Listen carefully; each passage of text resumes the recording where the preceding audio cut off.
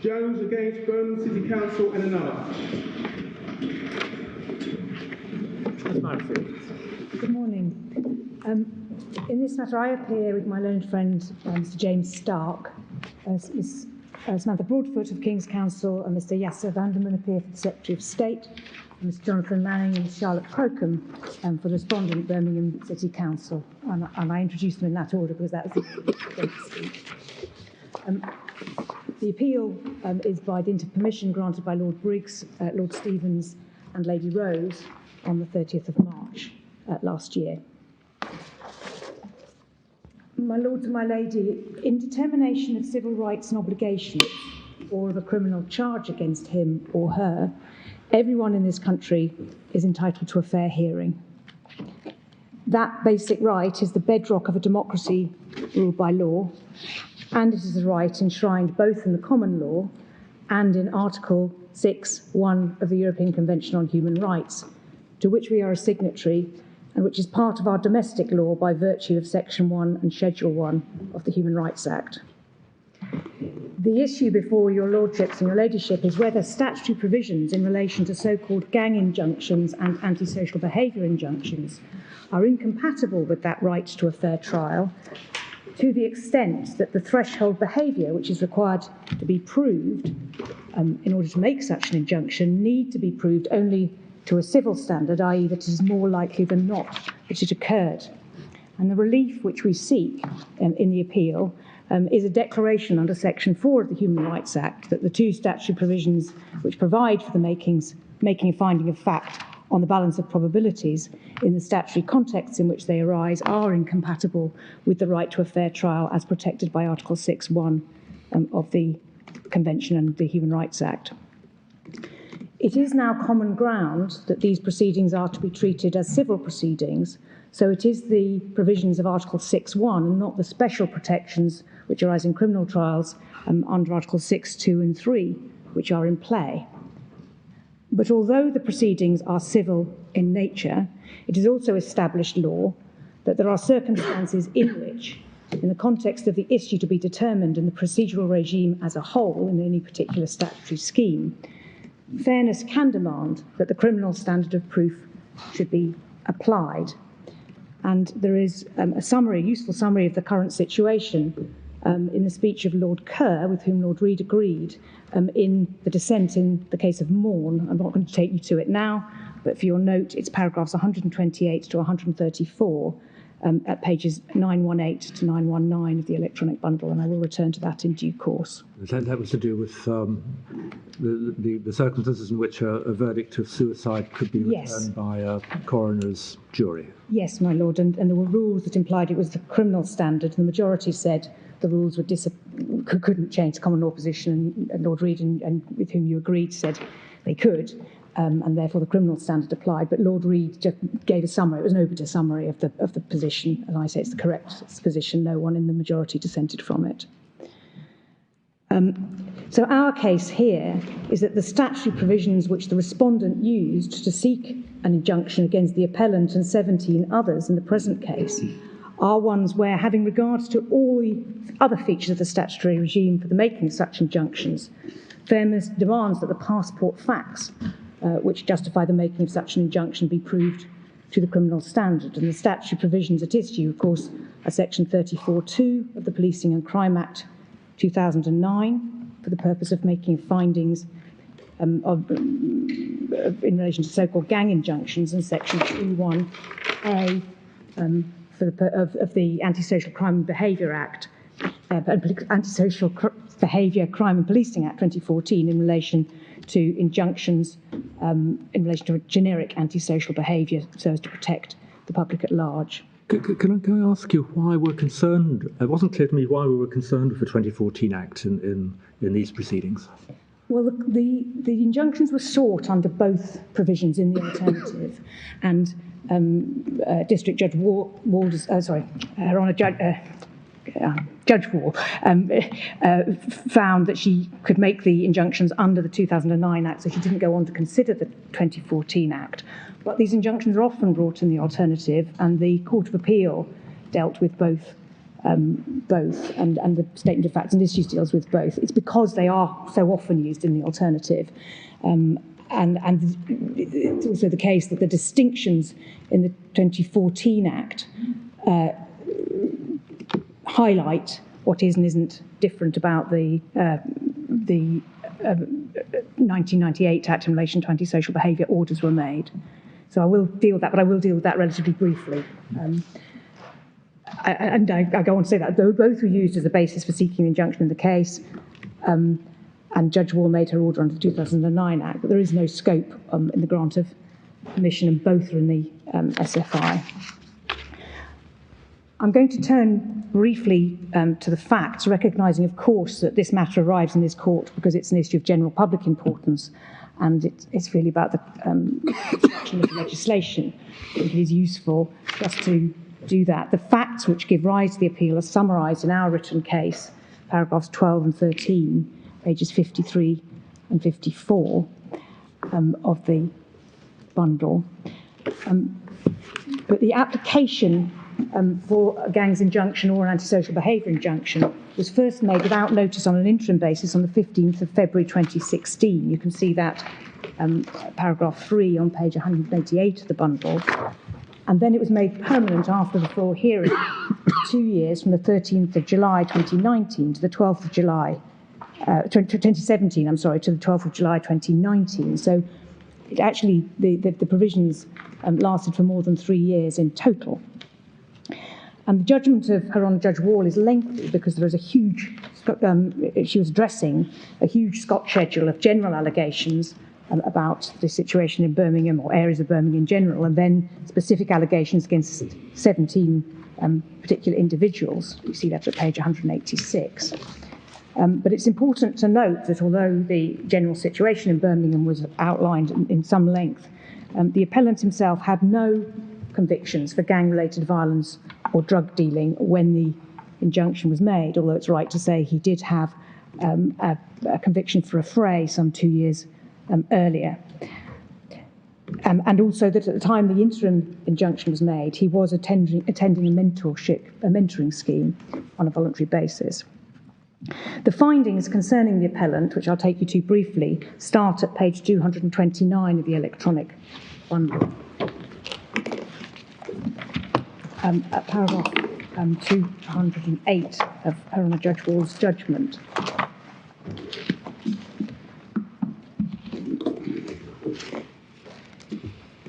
I think that's a 229, I'm sorry.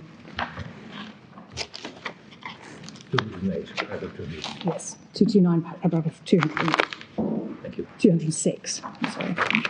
So you'll see at paragraph 206 that he lived with his mother and his sister in the area from which he was subsequently excluded, and the other people that he knew involved in the injunction proceedings, and that he was a victim of shooting in March 2015, and thereafter was mentored for about 12 months by someone called Lloyd Robinson, who gave evidence, impressive evidence, the judge found in paragraph 208 in the proceedings, and who regarded him as suitable to be a mentor himself, and found him a potential role as a football coach, where an application was made for a DBS criminal record check, and for reasons unknown, that came to nothing. But he had participated on a voluntary basis with a life skills programme and various other activities.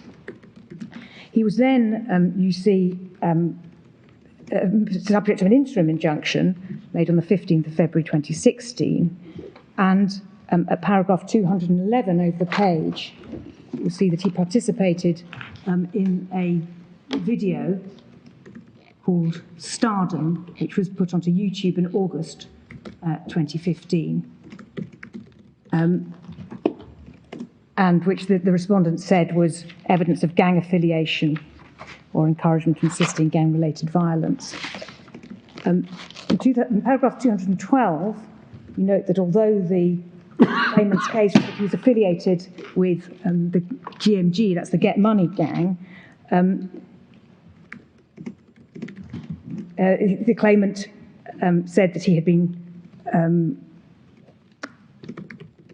there were no convictions, but he had been targeted in two separate shootings, and there was an allegation that gang affiliation was the reason he chose to involve himself in the video.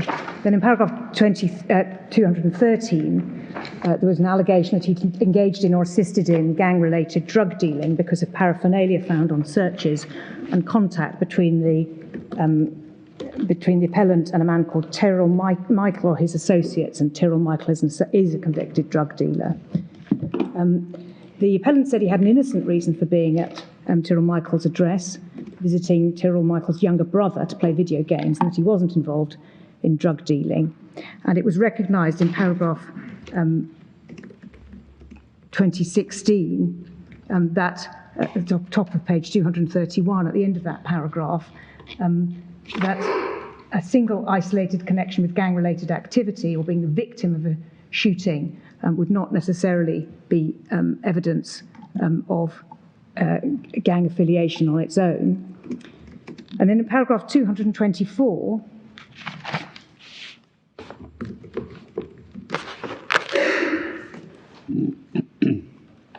the judge found that the video, the Stardom video, was primarily a professional video timed for release to sell an album, but she also found that a secondary purpose was to inflame gang rivalry, although she recognised that the appellant himself didn't do more than participate in the backing video, didn't wear inflammatory clothing or seek to conceal his identity or personally use any threatening gestures associated with the gang.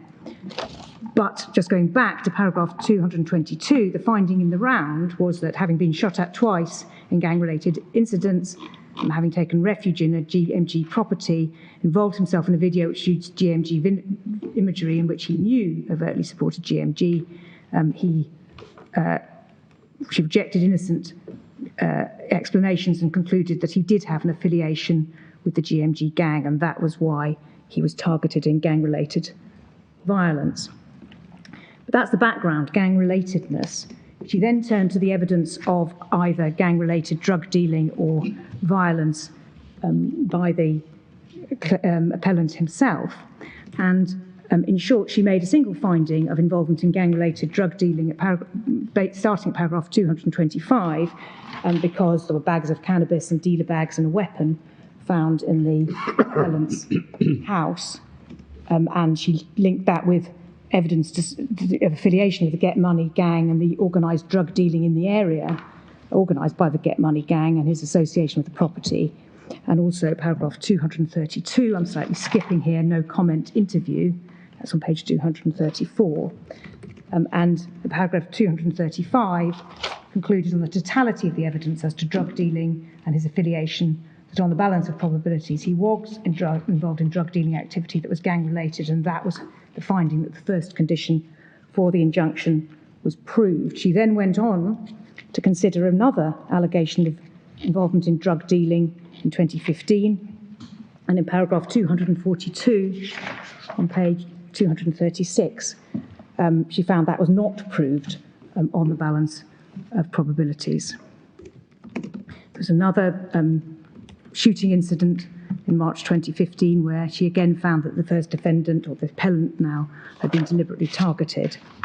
And then two minor breaches, but only minor breaches, she found in paragraph 246 and 47 of the interim injunction.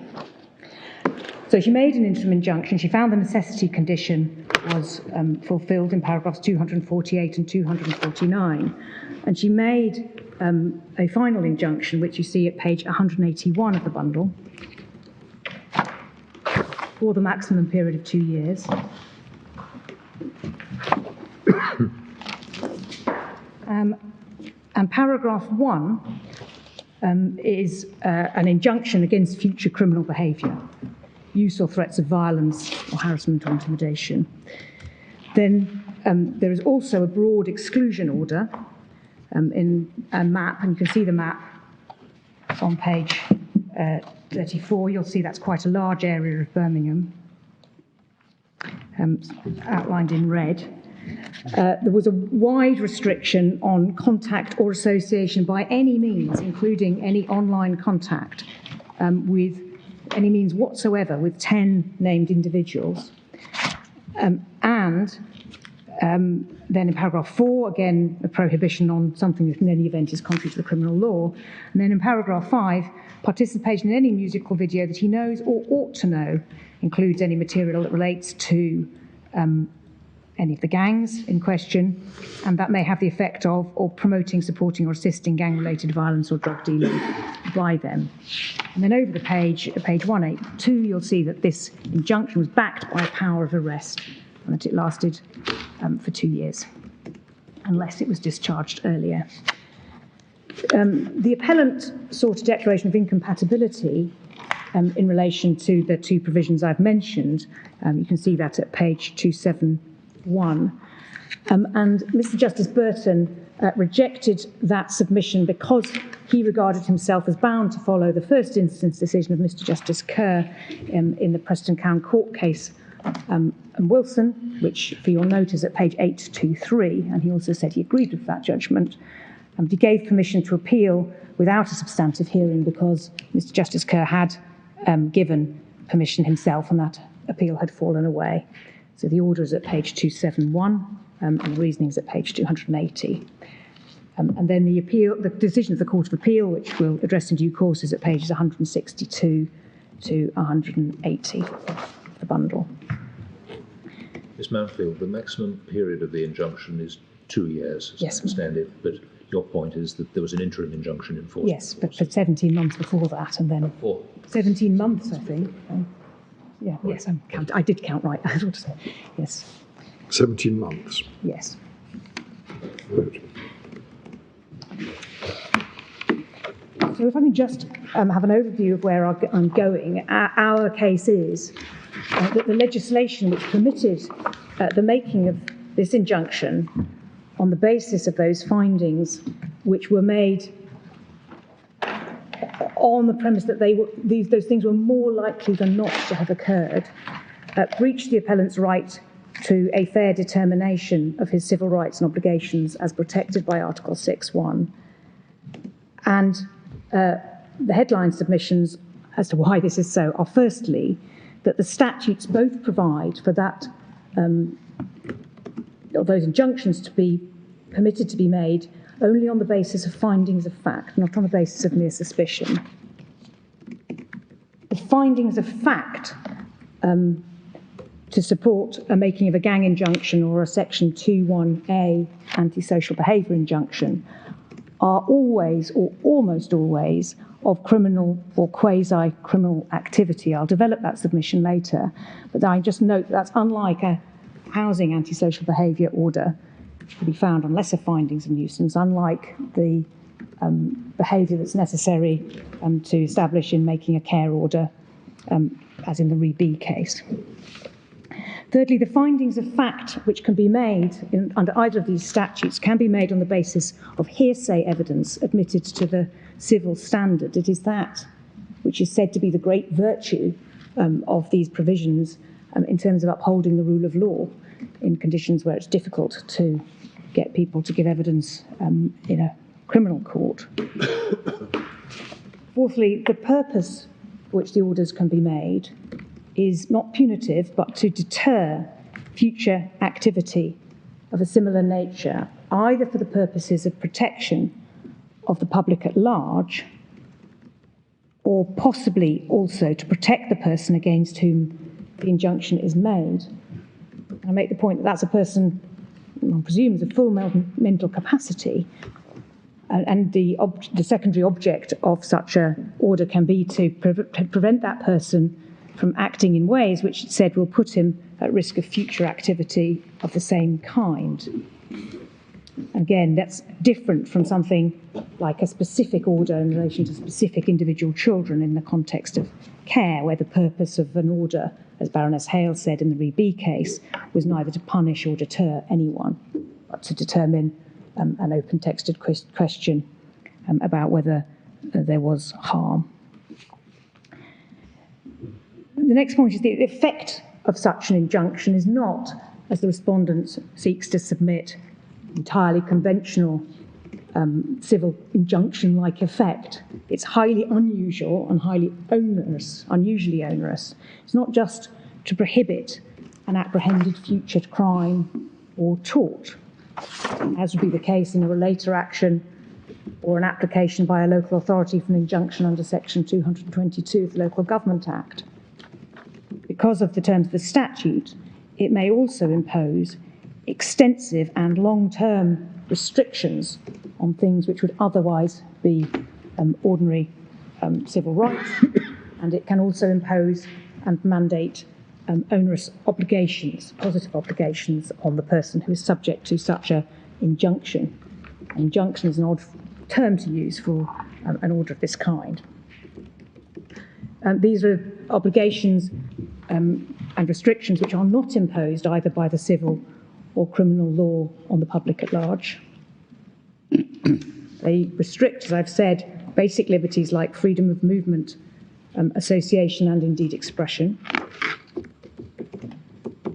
They are very closely analogous to the kinds of community penalties which could be imposed after a criminal conviction under Section 177 of the Criminal Justice Act 2003, and that managed to be left out of the substantive bundle, I'm afraid, but it's in the additional bundle of authorities which the parties have prepared at page 89.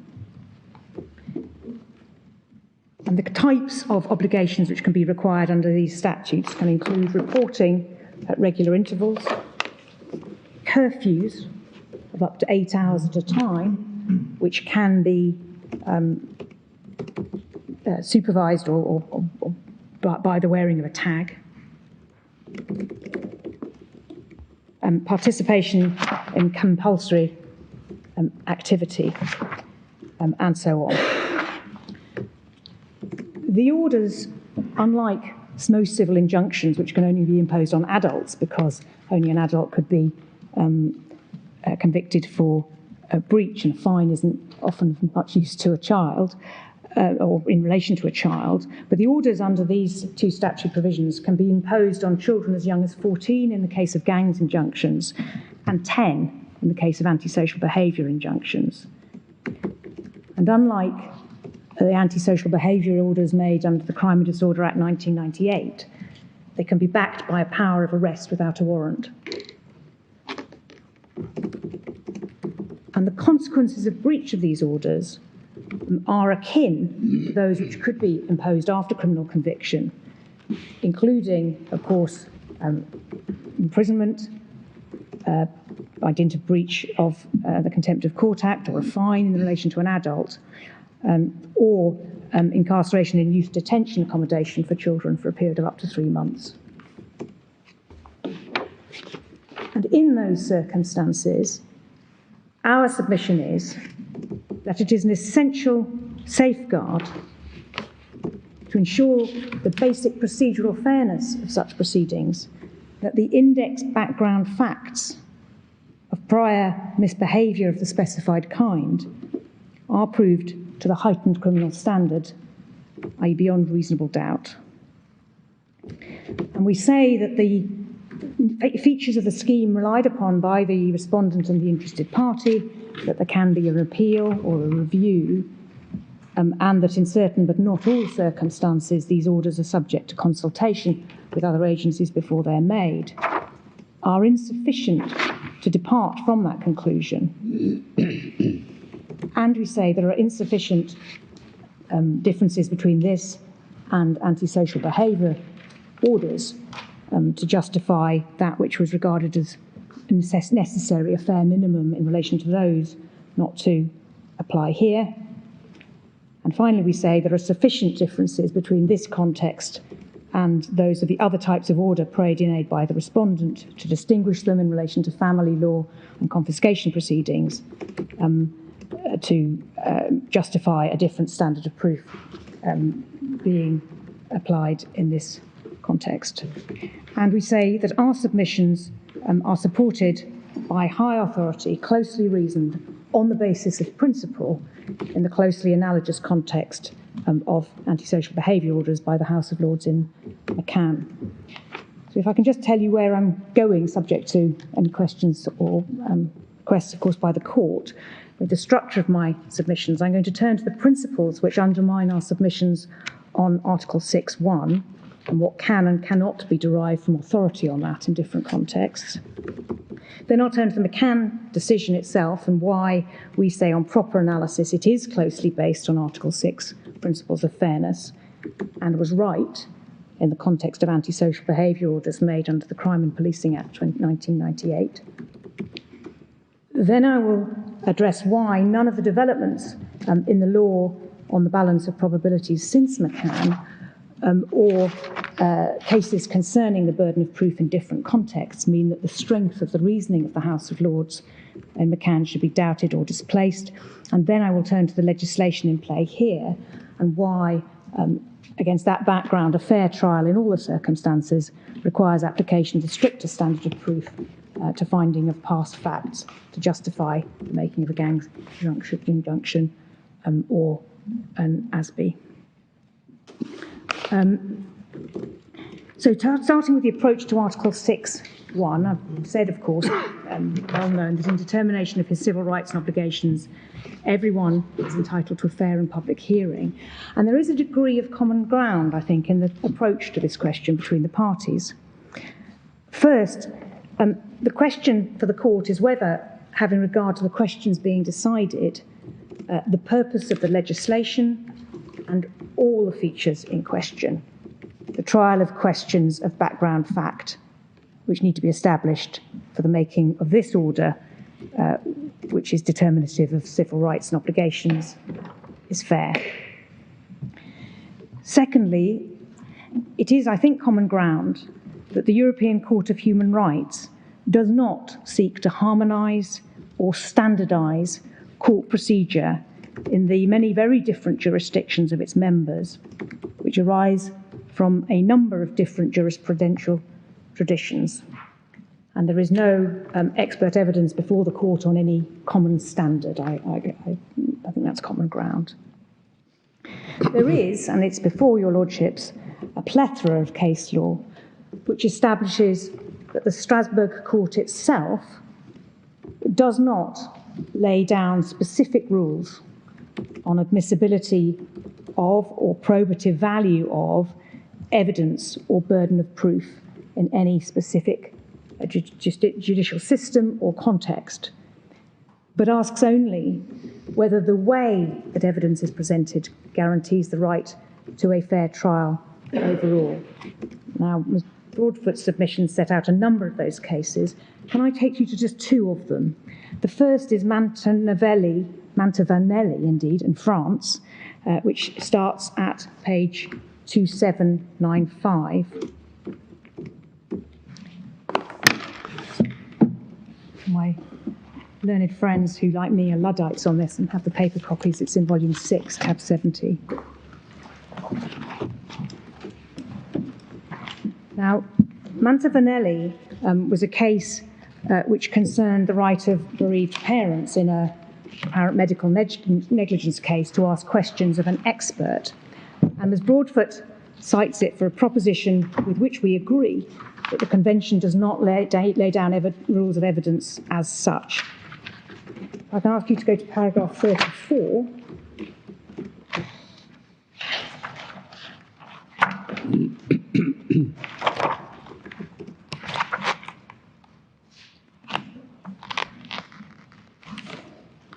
At the bottom of paragraph 33, in fact,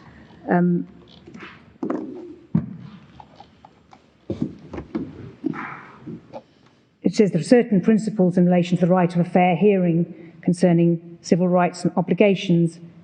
Most significant is the equality of arms, in the sense of a fair balance between the parties. Sorry, where are you reading? Sorry, this is page 2776, and it's paragraph 33. Sorry, just page 2776. 2776. I'm 279. 2795 is what you referred us to. Yes, I'm sorry, it's 2795. Is it? Yes. And we're in Remarkably similar passage in Don Bovere. But 279, it isn't good stuff, 27. Yes, I'm so sorry. 2795. It's paragraph 33 of that judgment you're wanting us to look at. Yes, it is, yes. That's 2795. Yes, thank you very much. And I couldn't find where you were reading. No, that's because I was reading something completely different. Oh, But okay. nonetheless, I won't take you to that as well. That'd be overkill. Yes, so there's the passage at the bottom of, towards the bottom of paragraph 33, the bit that starts, there seem to be two bits of paragraph 33. In this connection,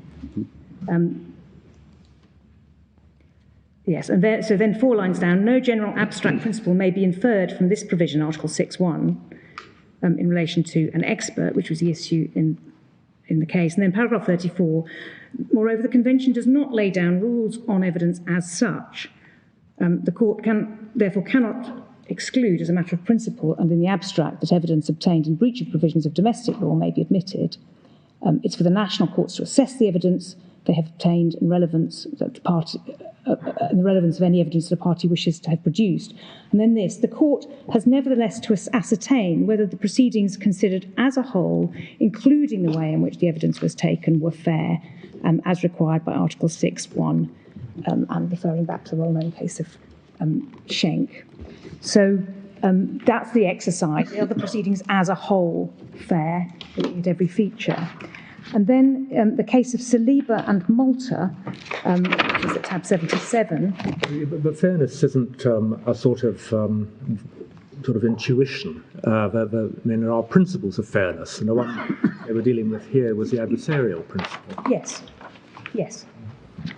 You know, it isn't an intuition, my lord, but it is about the judges of the court in the system which they understand, looking at the balance of the elements and how the rule of law is protected overall, and forming a determination, a principled determination of whether those elements balance out in a way which overall is fair.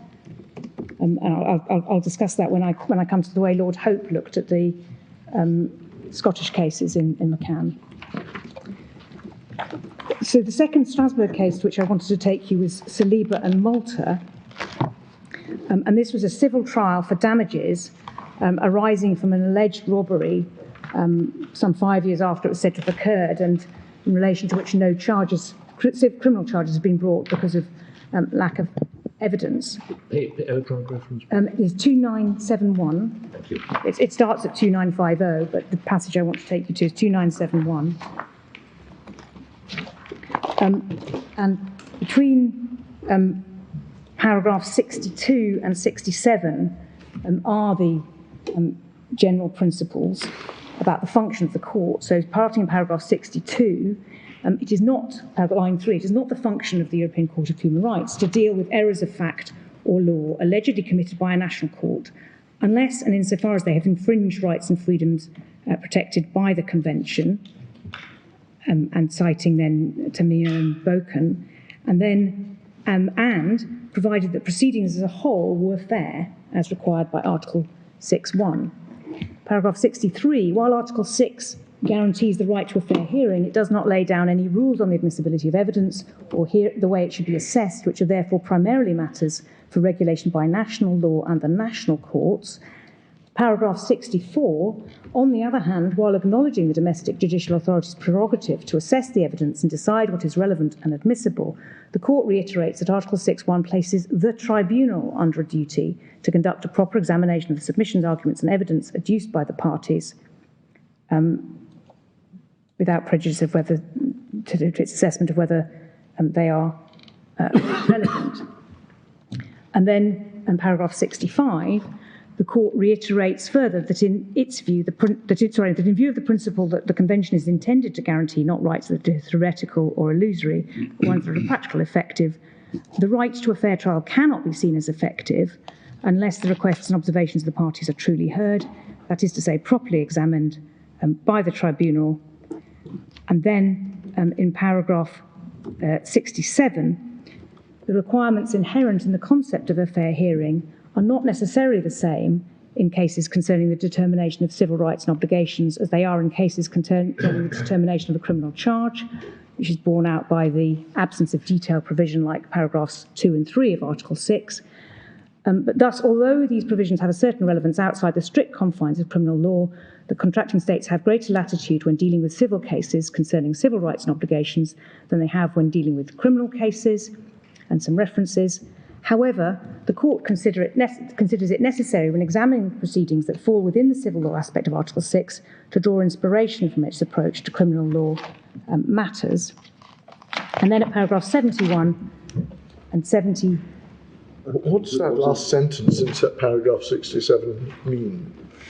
Well, I suppose what it means, my Lord, is that you have to look at the nature of what's being decided in the proceedings and what fairness requires in the context of those particular provisions, which is why, although I don't say serious consequence equals criminal charge, which is the slight Aunt Sally that suggested, the nature of the allegations that are made, the reasons why the findings are being made, the whole context does matter to your assessment of what fairness is. And my Lord Reid says it's not an intuition, but it is an assessment. It is a judicial assessment of whether that, in the end, that equality of arms and the balance which is here between the broader public interest and the rights of an individual to have factual determinations with very serious consequences for him made fairly has been conducted.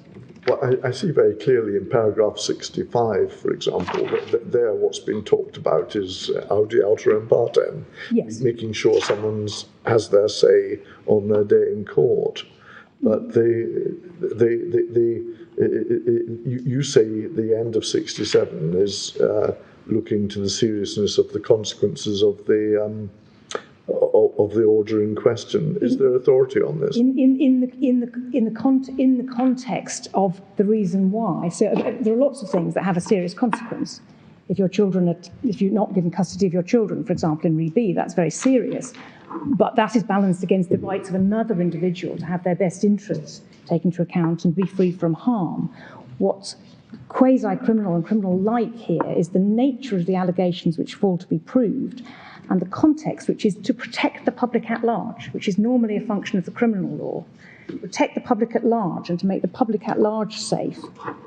That's the balance that's being conducted. An example of how that's applied, my Lord, is in paragraph 71 and 73 of this case. So paragraph 71 is on 2974, bearing in mind that these were, it was about an unfair hearing of evidence in a civil trial where there hadn't been a criminal conviction. And paragraph 71 said, it's true in the current proceeding was civil in nature, but it cannot be ignored that the case in question concerned responsibility for damage resulting from participation in a robbery. Thus, the assessment of evidence is somewhat similar, despite a different burden of proof being applicable. And then they go on to make some findings on the facts of the case. And the case they cite in the last sentence of paragraph 67, Dillapak and Karakaya, is it's a case where the complaint was that somebody against whom a civil decree had passed in absence because there had been a failure to serve the proceedings on him was unable under the Turkish legal system to have any redress. And the court cited it had a body of case law about convictions in absence, and it drew on that case law in an analogous civil context. Yes, my Lord, and it's that analogy, because one can well see, if you're arguing that case for the Turkish government, how you could say, yes, but the consequences are different. So it may be a similar procedure, but it's not going to result in a conviction, so it's a wholly different ballgame. So it is a judicial assessment of what fairness demands in this context. So in the context of Saliba, they said it rises from a robbery, so the assessment of evidence is somewhat similar, although it's in a different context. And then in paragraph 73, a proper examination of the submissions, arguments and evidence adduced by the parties and adequately stating reasons on which decisions are based are relevant aspects under Article 6.1. The court considers that this applies equally, if not more, when imputing civil responsibility for damaging arising out of criminal acts due to the harsh consequences which may ensue from such findings, so the harsh consequences are a relevant consideration, and that notes that in certain circumstances such proceedings may also attract some of the guarantees applicable in criminal cases, and that the requirements for a fair hearing are the most strict in the sphere of criminal law.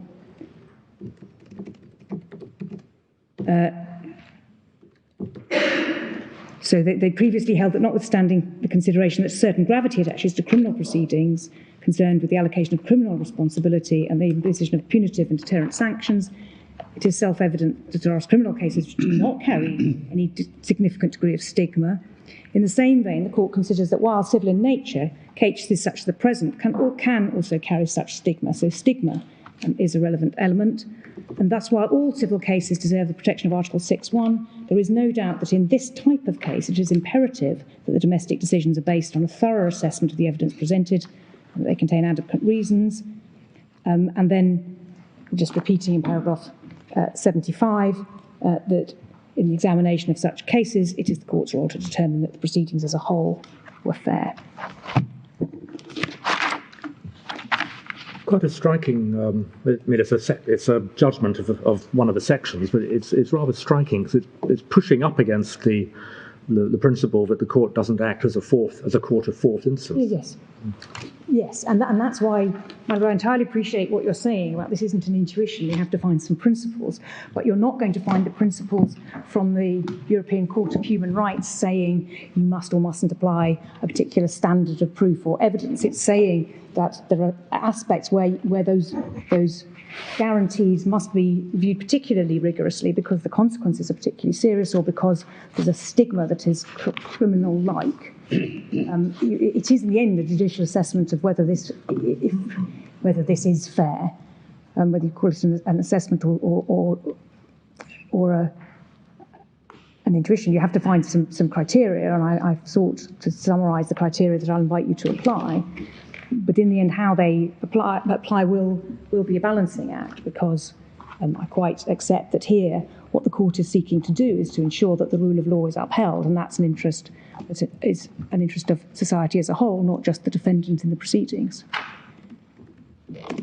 So, I mean, insofar as the court based its decision on the absence of adequate reasoning on the part of the domestic court, yes, that's perfectly orthodox. Yes. And the other basis was that there hadn't been a thorough assessment of the evidence presented. Yes. Yeah. Okay. Yes. But seriousness and stigma are what I draw from that, and also that that the Article 6.1 standard is, in a sense, a standard where the triangulation, the respondent and the interested party in this case report it as triangulation, but the triangulation between the interests of society as a whole and the balances you have to achieve to achieve a fair enough trial will depend on the context, because the seriousness for the person who is the defendant or respondent and others must be balanced of the different procedural safeguards. Yes. So, and insofar as there's a ratio in relation to that, it's perhaps at paragraph 64 that... Sorry, my lord. Paragraph 64. Yes. Where line 3, the court reiterates that Article 6.1 places the tribunal referred to in Article 6 under a duty to conduct a proper examination of the submissions, arguments and evidence adduced. An error of law or fact by the national court, which is so evident, this is perhaps a ratio, an error of law or fact by the national court, which is so evident as to be characterised as a manifest error, that's to say an error that no reasonable court could ever have made, may be such as to disturb the fairness of the proceedings. Yes, my lord, there are, I suppose so, but it's about the...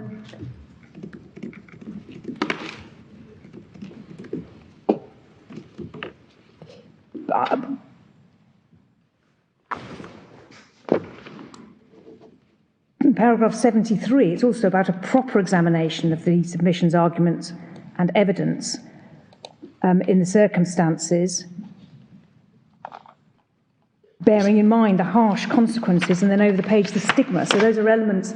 Yeah. The passage that you read, my lord, was this is the problem, and this is a point you've made in a more recent judgment, that this court is looking at the system as a whole. The European Court of Human Rights looks at the facts of the case in front of it. It's not. Yes, but it does set out its general principles, and 64 we see the principle that of manifest error, and 65 the the same thing. 66 is the principle that there must be adequate reason, the judgments must be adequately reasoned. Yes, but 67, and the passage that Lord Hodge just asked me, what does that mean at the end of it? That the court, when examining proceedings that fall within the civil law aspect, it's necessary to draw inspiration from the approach to criminal law matters. And then in paragraph 71, you need to look at the nature, the criminal-like nature of particular proceedings, and the way evidence needs to be assessed, bearing that in mind, bearing in mind the seriousness of the consequences, which is paragraph 73, and the stigma.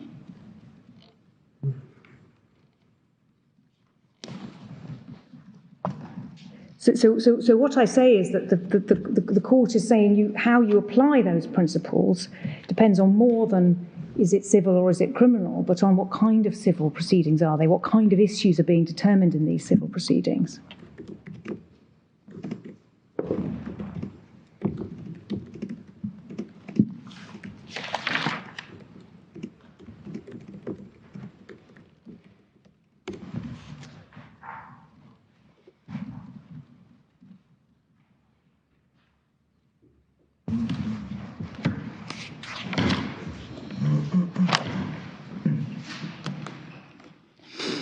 And, my lord, there's an emphasis in the first paragraph of paragraph 75 on page 2975, and then in paragraph 79, which is saying any one of these shortcomings might be all right, you take them together, it's unfair, that the overall exercise is one of appreciation about whether the various safeguards and failings or otherwise in a trial overall were fair.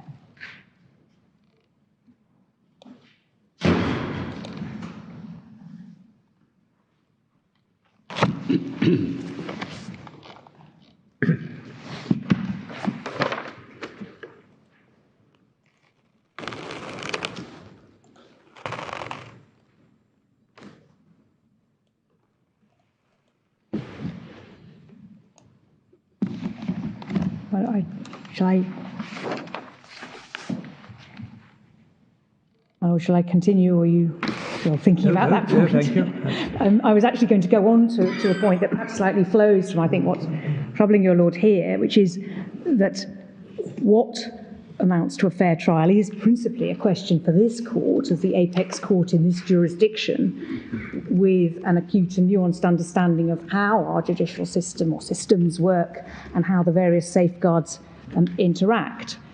There isn't, in this context, Article 6 is not a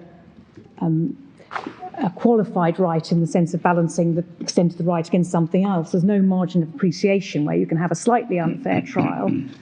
Either the trial process is fair overall, bearing in mind the interests that need to be triangulated, because any trial process has a number of people whose interests need to be accommodated within it, or it's not fair overall, and either Article 6.1 is breached or it's not. And I do have regard in this context to the useful discussion, I respect my Lord Reid in the Yellen Cave case about what a breach of a convention right looks like, and we entirely agree that whether it's in this court or in the Strasbourg court, the standard for whether there is or is not a breach of Article 6.1 is the same. And the issue is, has the basic fairness standard been met? It's not, can I think of a slightly different trial system or a system I think might be a fairer balance, is what Parliament has set out here overall fair enough. And if it is fair enough, then Article 6.1 is not breached, and if it's not fair enough, then it is. So we submit that we cannot and shouldn't say, or the respondent cannot and should not say, we cannot say, sorry, Strasbourg would say this is fair, but we think it's unfair, and therefore it's a breach of Article 6. Either it's breach of Article 6 or it's not, and that ought to be the same answer whether we bring that question to you or to the European Court of Human Rights. But equally, although it is true, it is irrelevant to say that there is as yet no Strasbourg authority as to the standard of proof in proceedings which are civil in form, but as closely akin to criminal proceedings in their gravity and consequence and the purpose for which the order is sought as this. And that's because, although we have no expert comparative evidence, we have an article mentioning a couple of other legal systems, but the systems of proof are different across the jurisdictions of the Council of Europe. If you find that although Strasbourg has not dealt with this precise situation or these precise provisions, if you find, as the unanimous House of Lords found in McCann in relation to earlier legislation which had not been the subject of a Strasbourg decision, that a fair determination of the findings of fact necessary to make a gang injunction or a general antisocial behaviour order, bearing in mind the severity of the consequences and the stigma which arises from those, requires a determination of those facts to a higher standard than that they are more probable than not, then you should find a breach of Article 6. And I say that this is not a case, this is my fourth point, where there are any difficult questions of institutional competence for the court to determine, because what Article 6.1 fairness requires is an issue of law for this court. We accept, of course, that in each of these two statutes, Parliament has clearly stated that the first condition for making an injunction, the existence of gateway facts, must be proved on the civil standard, the balance of probabilities. I'm not suggesting for a moment that that could be read down or in any other way. It's very clear language. Either Parliament was right, in which case we lose, or, as we say, it was wrong, that isn't fair in these circumstances, in which case you can't read down those words, but you should make a declaration of incompatibility. I'm just thinking aloud that one can think of situations where the court might hold that a procedure was unfair under the common law, which would nevertheless pass muster in Strasbourg. Yes. Osborne and the parole board is a case that occurs to me, where we were deciding we decided that oral hearings were required in certain circumstances, and in many European systems, oral hearings are almost unheard of. I mean, this case, for example, wouldn't be an oral hearing if it were being heard in Paris or Karlsruhe. You might prefer that, my lord. I know you speak French, but to be honest.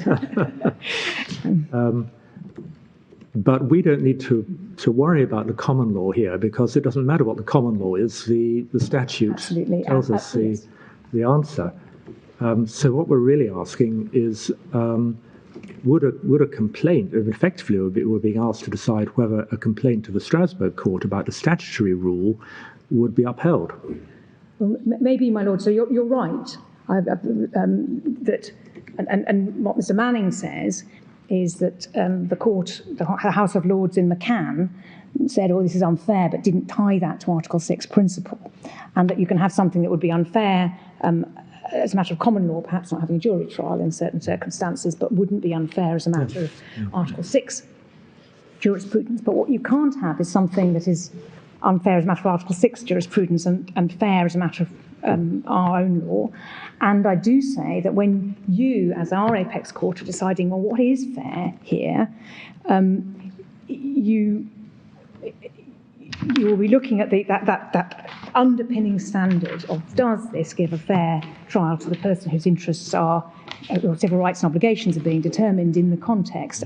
And if your sense as judges in this jurisdiction is that it isn't fair, then it is likely, although not inevitable, that the Article 6 standard and the common law standard will go together, and that your understanding of the interaction of how hearsay is received in a civil civil case and a criminal case, and the way injunctions are or are not used, and the consequences of an injunction of this kind for the individual will inform whether you think that overall that balance of provisions satisfies the right standards for a fair trial. Well, for example, if hearsay evidence were admitted, just say, for example, the statute said hearsay evidence is admissible. So far as leaving to one side the Human Rights Act, that's conclusive as far as Yes. the domestic legal system is concerned. Yes. But if you apply the Human Rights Act, our unwillingness to admit hearsay evidence is something that's regarded as a rather British peculiarity in European jurisdictions, in a number of European jurisdictions. Well, I mean, if the requirement to put in hearsay evidence were in this statute, then we could. It would be clear we could bring a Section 4 case. We would lose because partly because of, as you say, it's unlikely that the European Court of Human Rights would find that was unfair, but also because the House of Lords in McCann, in such closely analogous circumstances, has said it is fair. There are safeguards within our Civil Evidence Act that make that fair. Indeed, it is necessary to safeguard the rule of law in circumstances where there may be witness intimidation, and that's where the balance of fairness in that trial process lies. Yeah. So what we're saying is, bearing in mind that that is the case, is the House of Lords also right to say that the counterbalancing requirement is that those very serious findings of fact, which a fortiori really in the gangs injunction context are almost inevitably findings of fact which could amount to a breach of the criminal law, whether they could be proved in a criminal trial is another matter, but they could amount to a breach of the criminal law. Do you need to apply the criminal standard of proof, albeit with a broader range of evidence available in that context, to make the determination fair, bearing in mind the impact of that determination on civil rights obligations? Yeah. And as inevitably, with many questions before this court, we recognise, of course, that the serious questions of law arise against the background of sensitive and difficult policy questions, which involve a balance or triangulation of rights. And of course, that's true also of many aspects of procedure in criminal trials, like the Rape Shield decision in RNA number 2.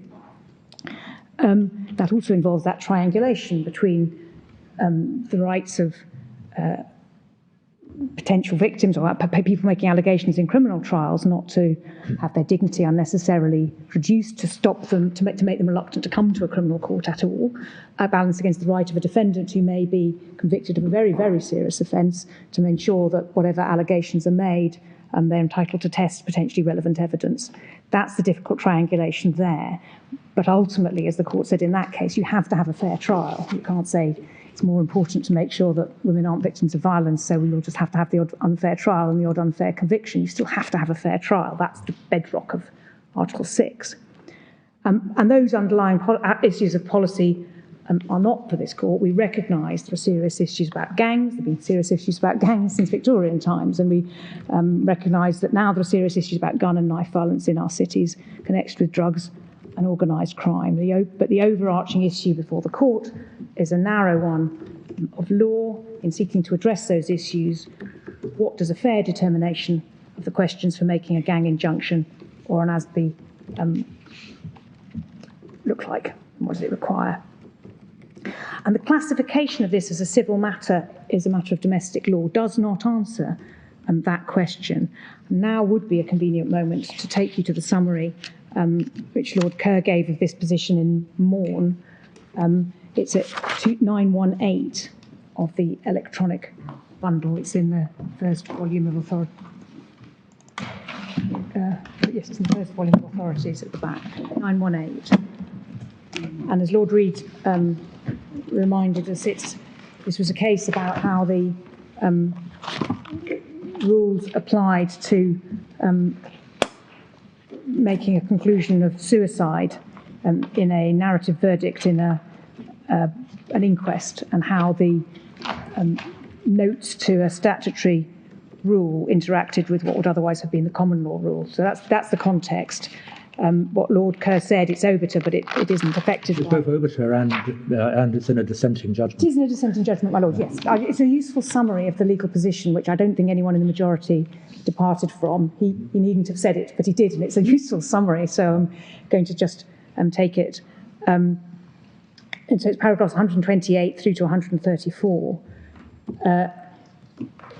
It's accepted that in civil proceedings generally the standard of proof in relation to findings of fact as a balance of probabilities, also accepted again rightly that whereas it was previously considered the standard of proof in civil proceedings could be adjusted according to the gravity of the allegation, it is now established that there is a single standard to be applied in proceedings which are properly regarded as civil. And I'll come back to that.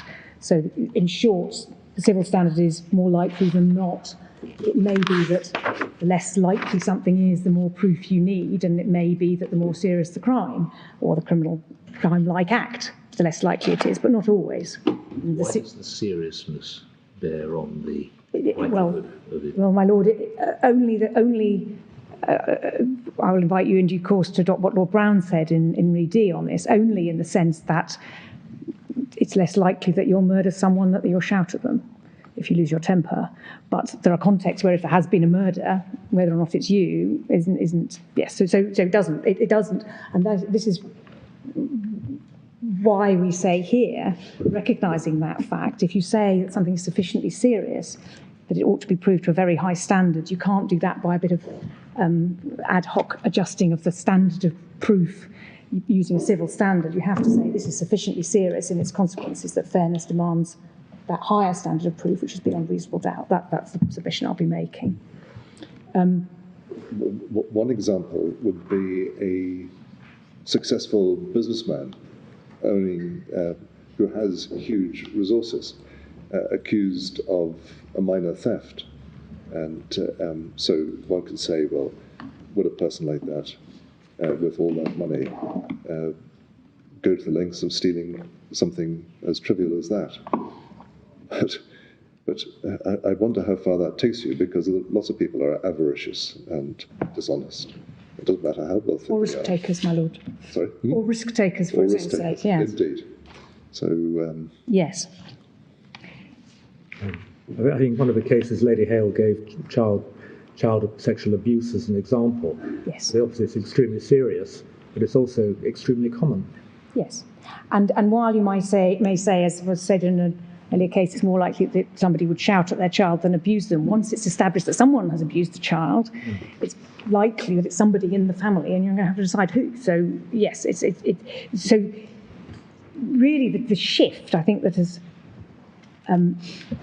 happened since Re D and Re B, which is the case you're talking about, my Lord, is to clarify that although the civil standard of proof balance of probabilities is variable in its application depending on how intrinsically unlikely something is. Is it a lion or is it an Alsatian?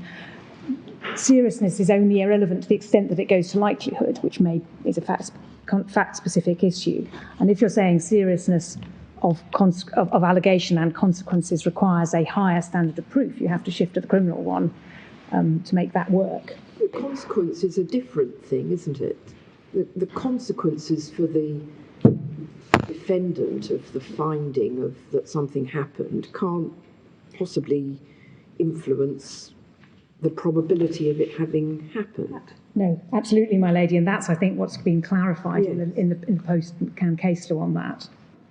It's a policy question. It affects the fairness of the trial, but it affects it in a different aspect, which is which standard of proof should be applied in fairness, not how rationally and logically do you apply the standard of proof that is the fair one in the context. Lord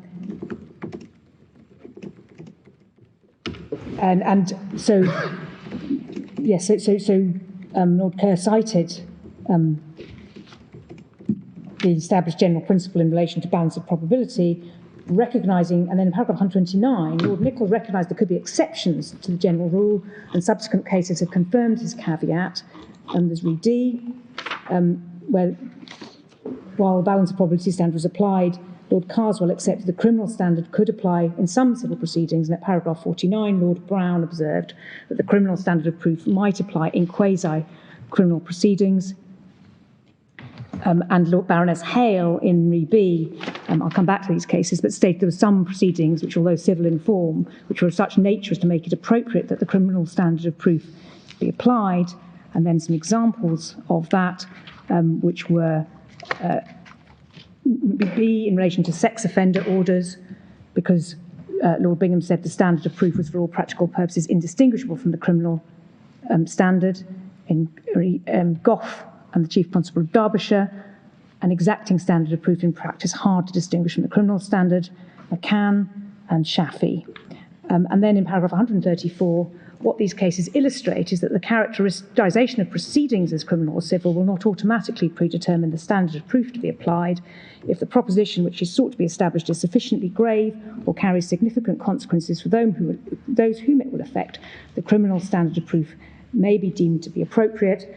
And as Lord Reid says, it's obiter, it's in a minority judgment, but I say it is a correct summary of the law and where we stand and the shape of. Do you say it's an either or, which is either if the proposition is sufficiently grave or it carries significant consequences, either of them will do, will they? Sorry, my lord, either, well, you see what yes.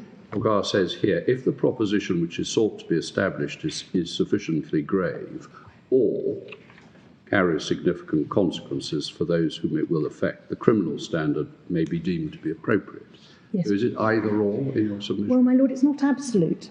Because, for example, if one finds in civil proceedings that someone has done something heinous, which means that whether or not it can be proved in a criminal court, they on the balance of probability, they would have harmed their child and the child must therefore be taken from their care, then the findings of fact are very, very serious. But the consequences must be balanced against the purpose for which the order is made, which is to determine the best interests of the child. And in that context, it's fair the child's human rights being equally adversely affected whichever way you get it wrong. If you get it wrong and take a child away from their parents when you shouldn't, or you leave a child with someone who's harming them, both of those dreadfully adversely affect their Article 8 rights. In that context, you just apply the ordinary civil standard of probabilities, even though the findings are very the allegations are very serious. So these are factors in a balance. In a sense, it is a balancing. You're balancing the making of the order against the consequences for others of making or not making that order. The context in which the order is made. So in care proceedings, my lord, you're saying here is a child. Either we wrongly take them away from their parents, or we potentially wrongly leave them with the parents who are hurting them. How do we reach that balance? In these proceedings, we make a finding of fact on the balance of probabilities, and then we proceed from there.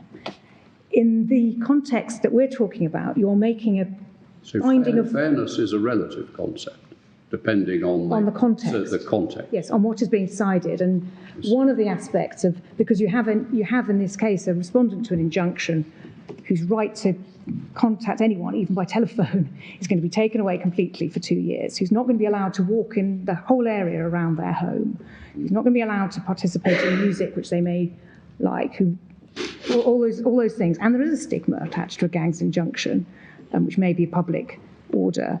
If you breach it, you could go to prison. You're being required to show up. All those things. The breach would have to be proved beyond reasonable doubt. Yes, but you could be arrested. There's a warrant for arrest. So you've got the kind of... These are all aspects that the kind of behaviour alleged is very, very serious, because it's quasi-criminal. The consequences are very serious. And what you're balancing against is the wider public interest in having a safe society, which of course is also very important, but that is what the criminal law does. And in the context of criminal law, if one's saying, has this person assaulted someone or dealt drugs or raped someone, they're all very serious, made threats. Protection of society is not the exclusive province of the criminal law.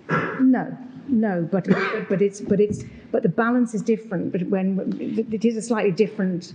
because you're making a precautionary order to stop future harm to society. And why the standard of fairness there may be slightly different from the context where you're making a lesser infringement of somebody's rights, for example, a nuisance injunction, saying you mustn't commit the tort of nuisance. An invasion of a private right of nuisance rather than, is that right? Is that what you have in mind there? What sort of nuisance?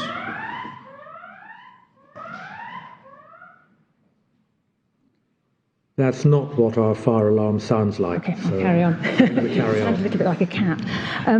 Yes, well, I'm just saying the balance of interest, if you've got again, I'm slightly getting around different contexts, but if you've got a housing ASB where you say someone shouts, gets drunk and shouts on the stairs at night, and he mustn't do that anymore, or then you're saying, you're making a less serious allegation of fact, you're also putting less serious restrictions on what he must do. You're basically telling him what he shouldn't do anyway, to avoid causing a nuisance. You do have orders made in civil proceedings which are for the protection of society, don't you? For example, this is an example given in one of the, maybe in McCann, I'm not sure, company director's disqualification order. Yes. That's purely for the protection of society. Yes.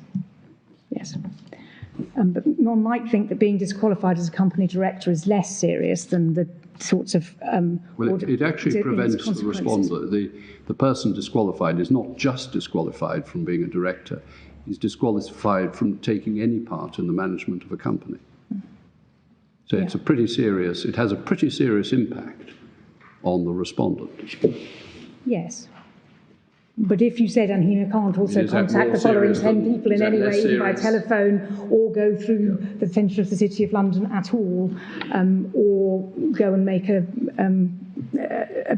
video, you know, these are one's balancing, they're different contexts, my lord. So where do we get to with this? So I think you accept that these cases which say that the civil standard can apply in a heightened way, which is then virtually indistinguishable from the criminal standard. I think, do you accept that the law has moved away from that now? That yes, yes, my lady, I do. Certainly the civil standard is flexible in that the less likely it is that something happens, as you know from common sense, and the more you need to be convinced that it did actually happen in this case. But so if we leave aside this possibility that the civil standard can be heightened so it's virtually indistinguishable, then the choice that you say we're presented with is the ordinary civil standard, subject to that, well, I'll need to see very good evidence before I think that decide that that inherently very unlikely thing has happened, on the one hand, and the proper criminal standard on the other. And you say that given now that there's that greater difference between the two choices, it's for this court to decide whether we need the criminal standard in order to apply what, in very general terms, the Strasbourg court has said is needed for a proceeding to be fair under Article 6. Yes, my lady, and I say, in a sense, it fortifies what the House of Lords said in McCann about what fairness required, because one can see that they could have said it's all right to apply the civil standard because you apply it in a heightened way because it's also serious. They didn't say that, but now they definitely couldn't say that, or you definitely couldn't say that.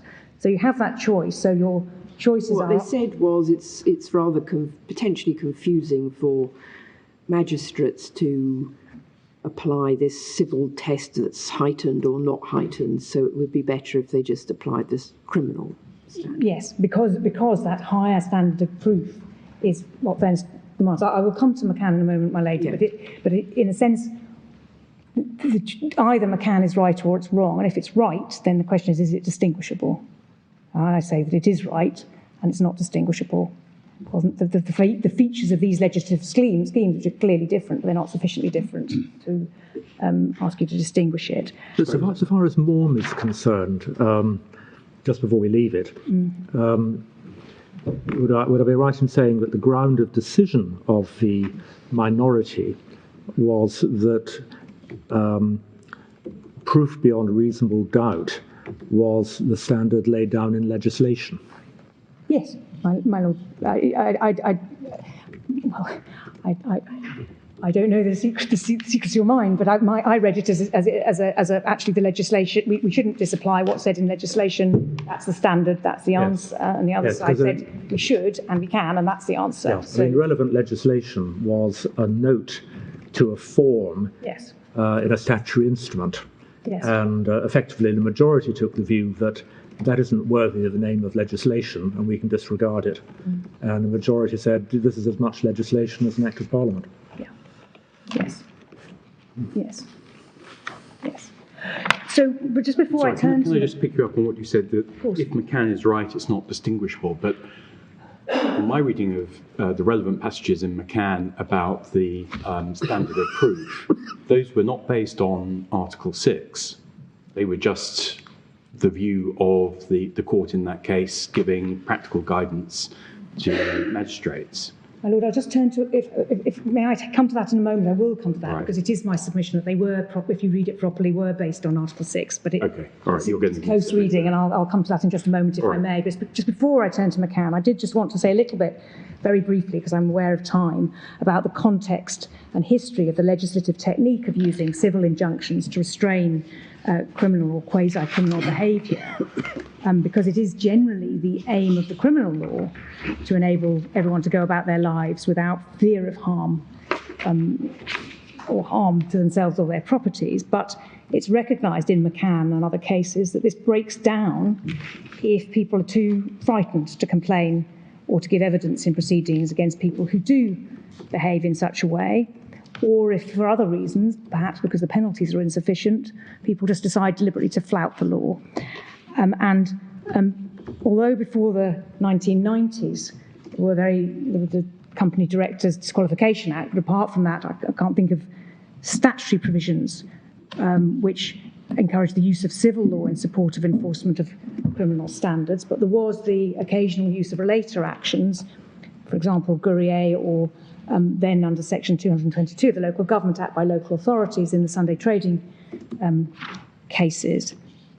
And I won't take you to it in due time, but there is a useful summary of the underlying common law approach to use of injunctions in aid of criminal law or to restrain public nuisance by the Master of the Rolls in the Shafi case, paragraphs 25 to 42, and that's pages 682 to 687 of the bundle.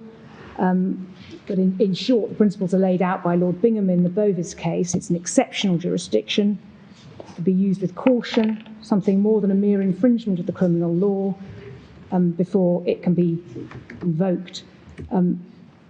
Not necessarily that the offender has deliberately and flagrantly flouted the law, but that unlawful operations will continue until they are effectively restrained by law, and that nothing short of an injunction will do. So that's the common law position. That was Lord Bingham in which case? In Bovis Holmes, my lady, which is, the summary of it is at 683 to 684 in the Shafi case, and Bovis is in the bundle of authorities, so it will just take me a moment to find the reference. Which paragraphs in Shafi? Paragraphs 25 to 42, my Lord, pages 682 to 687. Thank you. And the Bovis citations at paragraph 30 on page 683. And then the use of statutory civil injunctions to prohibit conduct which is deemed to be unacceptable and making breach of an injunction punishable is a relatively new but expanding jurisdiction. And Lord Steyn, if I now do take up the McCann case, it's at page 614, the electronic bundle. I wonder how new it is. I mean, thinking back to when I began in practice at the bar, there was an established jurisdiction, for example, in family law, to grant molestation injunctions. And the point of them was that the conduct being injuncted might very well be criminal, but they had a preventive effect. And and if you attached a power of arrest to them, they could be very effectively enforced. And then one sees the same sort of thing in the context of, in those days it might have been industrial action. Nowadays it's organisations like Extinction Rebellion, where injunctions are used again for a preventive purpose, rather than waiting for the police to enforce a criminal law once once something unlawful, criminally unlawful, has actually begun to take place. Yes, and my lord, that's what used to be available really only under a later injunction by the Attorney General or under Section 222 of the Local Government Act by a local authority, and that's where the Bovis principles say yes, you can do that, but it's exceptional and only where you think that otherwise it's necessary, because otherwise this breach of the criminal law will continue. The example that you just gave, my lord, about family law non-molestation orders is one of the examples given by Lord Stay. Yep, we'll give that. And it's page 614. The legislative technique starts on paragraph 17, actually at the bottom of 613. The aim of the criminal law is not punishment for its own sake, but to permit everyone to go about their daily lives without harm to personal property. But a small number sometimes effectively silence communities. Fear of consequences of complaining to police dominate the thoughts of people. Reporting incidents to the police may entail a serious risk of reprisals. So then it said before 1998, Parliament had on a number of occasions already used the technique of prohibiting by statutory injunction conduct deemed to be unacceptable and making a breach punishable by penalties. So these examples of the Criminal Directors Disqualification Act. Then in 1994, letter C, the power to prohibit trespassory assemblies, which resulted in serious disruption to communities under the Criminal Justice and Public Order Act. D, in the field of family law, the Family Law Act 1996 and non-molestation injunctions. And then the Housing Act, E. But those were being given a common law long before 1996. It may be, my lord, I can't. Well, at least they were north of Hadrian's Wall. Yes. Yes, and I'm being told they were being given in England as well. Yes. But yes. I'm being told the legislation came in the 1970s, but there we are. It's these are examples of the technique being used, and another one is the Housing Act 1996, which is in the bundle, creating the power to grant injunctions against antisocial behaviour, but that was a power severely restricted in respect of locality. And then it goes on, Protection from Harassment Act, Football Spectators Act, and so on. And F, in all of these cases, the requirements for the granting of the statutory injunction depend on the criteria specified in the particular statute. The unifying element is, however, the use of civil remedy of an injunction to prohibit conduct considered to be utterly unacceptable, with a remedy of criminal penalties in the event of disobedience. And there is no doubt that Parliament intended to adopt the model of a civil remedy of an injunction backed by criminal penalties when it enacted Section 1 of the Crime and Disorder Act 1998. The view was taken that proceedings for an antisocial behaviour order would be civil and would not attract the rigour of the inflexible and sometimes absurdly technical hearsay rule. And if this supposition is wrong, in the sense that Parliament did not objectively achieve its aim, it would inevitably follow that the procedure for obtaining antisocial behaviour orders is completely or virtually unworkable and useless. If that is what the law decrees, so be it, but my starting point is an initial scepticism of the outcome, which would deprive communities of their fundamental rights. And that's the fundamental right to the rule of law and to go about non-molested, and a certain degree of positive obligation about that. So that's the technique which has been used. If I then turn to the decision of the House of Lords in McCann and Clingham, I just need to spend a little bit of time developing my submissions on this case. I won't go through every other case in this length, but I do because of its centrality and because of its some aspersions have been cast on the strength of the reasoning. But the legislation in play, although there are a number of amendments since then, we have the current, or the last version before it was repealed in the bundle at 455. For present purposes, it is convenient to take the citation of the version in force at the time of McCann in Lord Staines's speech in paragraph 6, page 608. And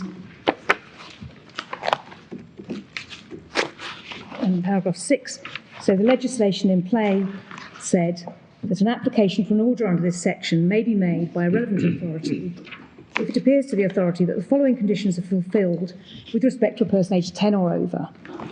Namely, A, that the person has acted in an antisocial manner, that is to say, in a manner that caused or was likely to cause harassment, alarm, or distress to one or more persons not of the same household of himself, and that such order is necessary to protect persons in the local government area in which the harassment, alarm, or distress was caused, or was likely to be caused from further antisocial acts by him. There's a consultation requirement in subparagraph 2 at the top of page 609.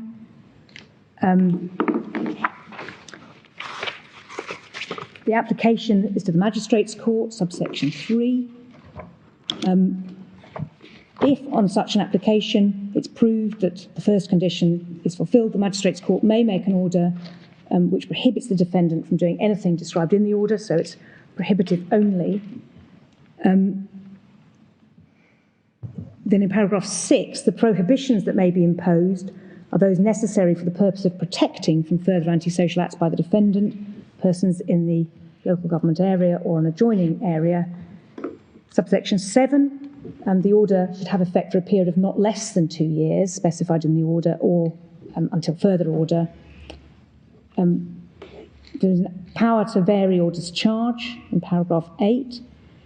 And paragraph 10, if without reasonable excuse a person does anything which he is prohibited from doing by an antisocial behaviour order, he shall be liable on summary conviction to imprisonment for a term not exceeding 6 months, or a fine to the statutory maximum, or both, or on conviction or indictment, a conviction and imprisonment for a term of up to 5 years, or both.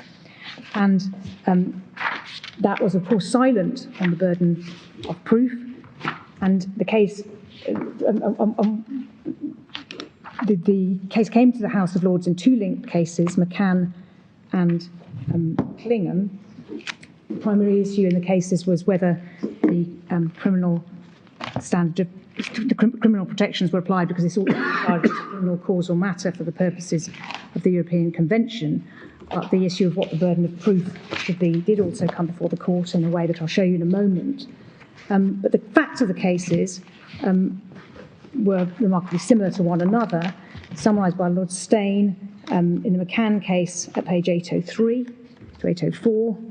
Sorry, do you mean 803, 804 of the reported judgment, Oh, I see. which is 610, Yes, I have 6. 610, 611. Yes, I don't know what I've done. McCann is 611. Yes, that's strange. Sorry. Yes, I've just got my reference totally wrong there. But McCann, thank you, my lord, 611, is 3 relatively young teenage brothers in Manchester, accused of a number of antisocial acts, including burglary, criminal damage and abuse. And the evidence against them, yes, page 611, was eyewitness accounts, hearsay reports and police evidence of what had been reported to them. That's in paragraph 11 there. And then in Clingham... So the issue, the factual issue, which had to be proved either to the civil standard or the criminal standard, was whether they had actually committed these burglaries and threatening and abusive behaviour. The other factual issue that might arise, not this case but in a different case, is whether, well, the issue of whether that is, whatever the word is, necessary. No, whether that's going to upset or distress or whatever, harass, alarm or distress. Is that also a factual issue, or is that Yes. an evaluative issue? No, whether it has caused that would be a factual issue. Whether it could do is a evaluative issue. But this is language that comes from the Prevention of Harassment Act. Yes, but I think that whether the order is necessary is not something to which the standard of proof is relevant. Absolutely not, my lady. That's an evaluation. Right. A judicial evaluation. So that you would say that when they're talking about what has to be proved, what they're talking about is whether this person has actually Yes, my lady. It's the first condition. There are 2 conditions, and one is a finding of fact, and one is an evaluation. And an evaluation isn't susceptible the finding of fact of itself in different cases may involve different areas of contention. It may be that the person admits that they did it, but they say, well, I was joking, no one's going to have been upset by that. And then you would have to get evidence that somebody was upset, or the judge will have to decide, I think it's likely to have been upset. Was the sort of behaviour that inevitably would have upset someone. There was someone there, and anyone of reasonable fortitude would have been upset. Yes. Right. So that within, because this becomes relevant, I think, when one looks at the current legislation, within this bundle of the sentence that sets condition 1A, there are a number of different matters, some of which engage the standard of proof and some of which don't. Yes, and my lady, I'm looking for my index, the Prevention of Harassment Act is in the bundle. So you can see what I think it is.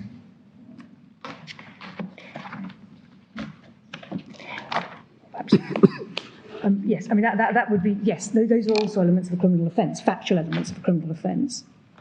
So, yes.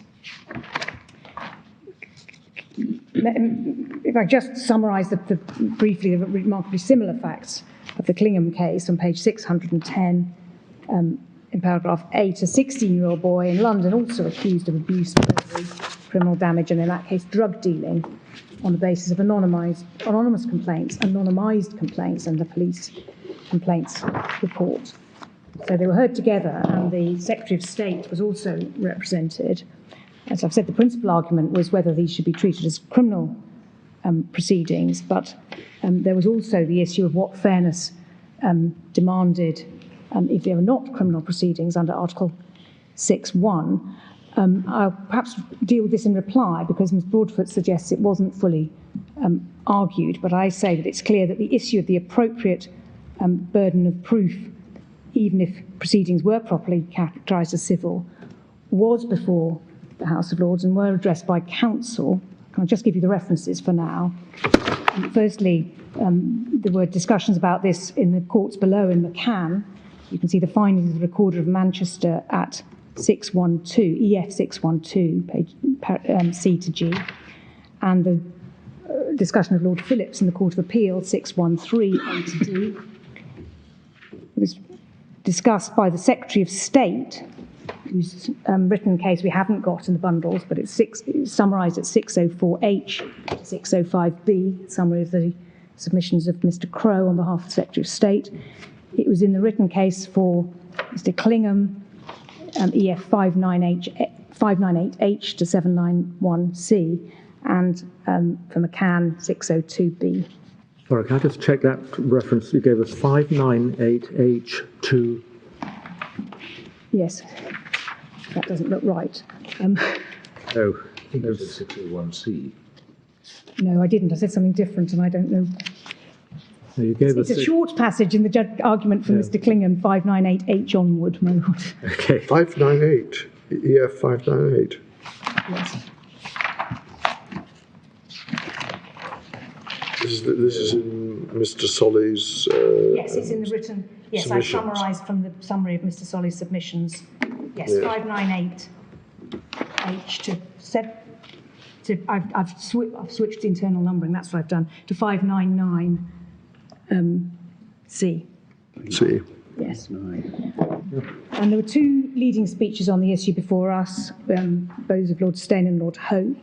Lord Steyne started at paragraph 25 on page 616 by considering the classification of the issue. Paragraph 25, this was in the context of considering the classification of the issue of civil or criminal.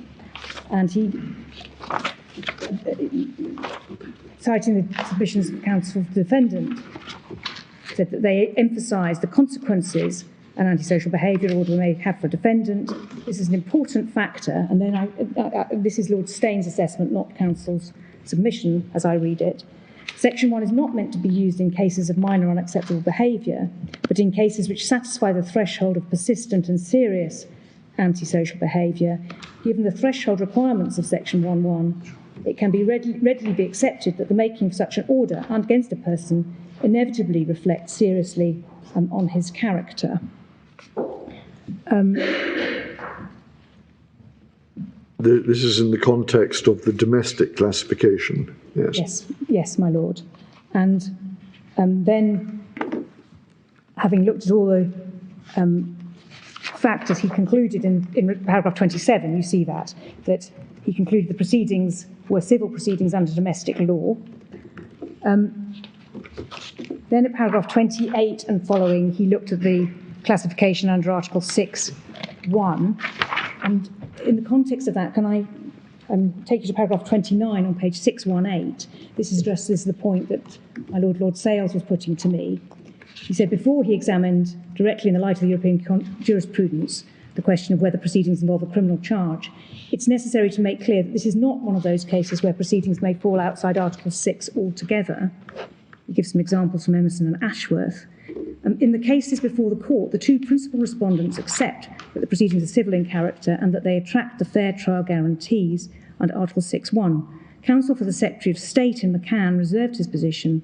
For my part, in the light of the particular use of the civil remedy of an injunction, as well as the defendant's rights under Article 8 to respect his private and family life, it is clear that a defendant has the benefit of the guarantee applicable to civil proceedings under Article 6.1. Moreover, under domestic English law, they undoubtedly have a constitutional right to a fair hearing in respect of such proceedings. I say that's Lord Stayne saying that Article 6.1 does apply, my Lord.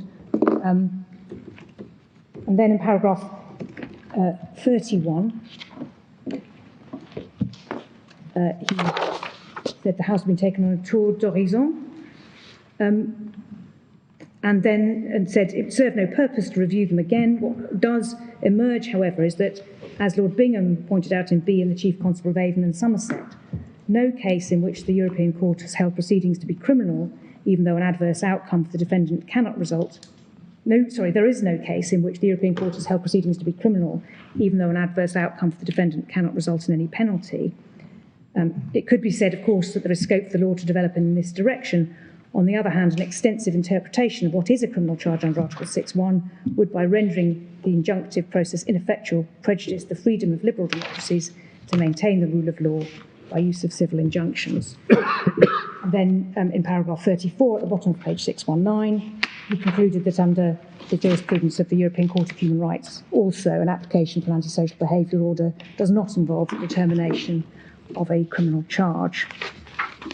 Before that, I meant to say that he, in paragraph 33, he analyses the Scottish case of Miller, which was about the Children's Scotland Act, where a child could be subject to compulsory measures of supervision when he had committed an offence, and the question was whether those were criminal proceedings.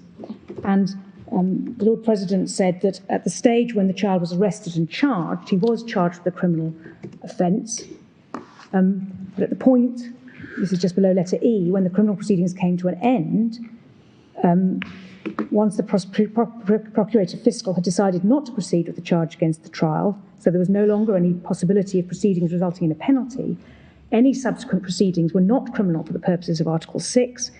Although the reporter does indeed intend to show that the child concerned committed an offence, this is not for the purpose of punishing him, but in order to establish a basis for taking appropriate measures for his welfare. That being so, the child who is notified of grounds for referral setting out the offence in question is not thereby charged with a criminal defence. It's not now disputed that the proceedings involve determination of civil rights and obligations, and Article 6 applies. But since the proceedings are not criminal, the specific guarantees of 6.2 and 6.3 do not apply. And that's important because there's another case about childcare proceedings in Scotland and compulsory orders, Constanda, where it was held that although these were civil proceedings, fairness required that if they were going to be made on the basis of a finding of a criminal act by a child, that had to be proved to a criminal standard in fairness. There were other bases on which a compulsory order could be made, for example, harm from some other poor parenting or something. That was different. But if you're going to make a finding on the basis of a fact which amounted to a criminal act, that had to be proved in fairness to the criminal standard. I'll come back to that. So having concluded that these did not involve the determination of a criminal charge, at paragraph 35 and 36, Lord Steyne, this is on page 620, considered the admission of hearsay evidence and concluded that, just below letter D, that the use of the Civil Evidence Act and rules were not in any way incompatible with the Human Rights Act. So it's important there that he said this means it's not an unfair trial in the circumstances. He didn't say it's unfair, but it's justified or proportionate. He said that it's not in any way a breach, and that's the a proper approach. And then having looked at that and having concluded that in fairness, hearsay evidence should be admitted, could be admitted fairly, he went on to consider the standard of proof, and that's why I say that he did this in the context of what amounted to proper Article 6 safeguards under the Human Rights Act. And he said that having concluded that the relevant proceedings are civil, i.e. a convention delineation, which isn't one that would matter in common law, in principle it follows that the standard of proof ordinarily applicable in civil proceedings, namely the balance of probability, sorry, I'm so sorry, why do you say it doesn't matter in common law? I thought our system worked on a basic distinction between civil and criminal proceedings. Well, yes, my lord, the whole of the argument before that was about where does this fall for Article 6 purposes? First, by looking at the three criteria for Article 6 purposes were the national. I mean, surely in paragraph 37, Lord Steyne is addressing our domestic system specifically, because balance of probabilities is a domestic law concept. Yes, my lord. I think you're right. I think you're right. But that he's saying what in principle flows in normal circumstances in our system. Normally, in civil proceedings, the balance of probability standard is the one that applies. However, I agree that given the seriousness of the matters involved, at least some reference to the heightened civil standard would usually be necessary. And he cited H. So again, just to make the point, that's all domestic law, isn't it? And H, yes, I think, is a discussion of domestic law. Yes, he's talking about how fairness normally works in domestic civil proceedings, but as the law then stood, in order to achieve that fairness, when there were serious allegations, normally a heightened civil standard would usually be necessary. But for essentially practical reasons, the Recorder of Manchester decided to apply the criminal standard, and the Court of Appeal said that would usually be the right course to adopt. Lord Bingham observed that the heightened civil standard and the criminal standard are usually virtually indistinguishable. I don't disagree with any of those views, but in my view, pragmatism dictates that the task of magistrates should be made more straightforward by ruling that they must, in all cases under Section 1, apply the criminal standard. And if the House takes this view, it will be sufficient for magistrates, when applying Section 11A, to be sure the defendant has acted in the antisocial manner, that is to say, in a manner that caused or was likely to cause harassment, alarm or distress to one or more persons not in his own household. The inquiry under Section 11B, namely that such an order is necessary to protect persons from further antisocial acts by him, does not involve a standard of proof. It's an exercise of judgment or evaluation. This approach should facilitate correct decision-making and should ensure consistency and predictability in this corner of the law. In coming to this conclusion, I bear in mind that the use of hearsay evidence will often be of crucial importance.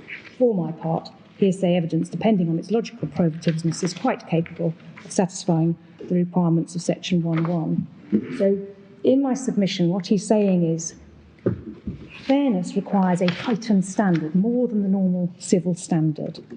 As the law stood at that time, one might say that you could do that in the civil standard, but applying taking into account the seriousness, applying that heightened standard.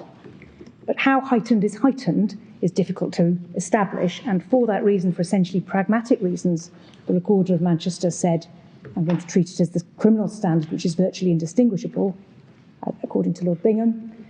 And the Court of Appeal upheld that, and Lord Steyn believed that for consistent and predictable, fair decision-making in that corner of the law, to make it fairness something that you knew where you stood with, the court ought to say that you must apply the criminal standard.